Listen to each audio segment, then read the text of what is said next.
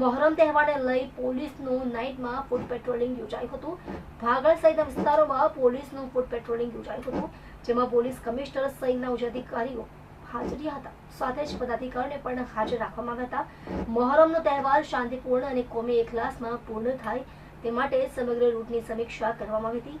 Police commissioner ઉપમસિંહ ગેહલોતે કહ્યું કે મોહરમ અને તાજિયાના जुलूस નીકળવાના છે, ત્યારે ભાગળ વિસ્તારમાં પદાધિકારીઓ અને ઉચ્ચ અધિકારીઓ કઈ ગલીમાંથી તાજિયા નીકળશે તેમજ આ તહેવાર શાંતિપૂર્ણ માહોલમાં પૂર્ણ થાય તે માટે અમે વ્યવસ્થા ગોઠવી છે।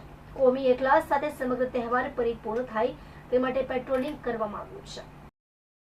ભાગળ 4 રસ્તા પર અમે લોકો જો આવતીકાલે કતલના રાત મોહરમના તહેવાર નિમિત્તે અને પરમ દિવસે જો મોહરમમાં તાજિયાના જો जुलूस નીકળવાના છે આ વિસ્તારમાં, તો બધા પોલીસ અને અમે લોકો બધા પેટ્રોલિંગમાં ફૂડ પેટ્રોલિંગ જગ્યાઓ પર અંદર ગલીઓ में ક્યાં જશે, કઈ રીતે રૂટ રહેશે, અમારા ડાયવર્ઝન ક્યાં કરવાના છે એના બધા સમીક્ષા કરવા માટે બધા અધિકારીઓ અને માણસો અહીંયા આવ્યા છે।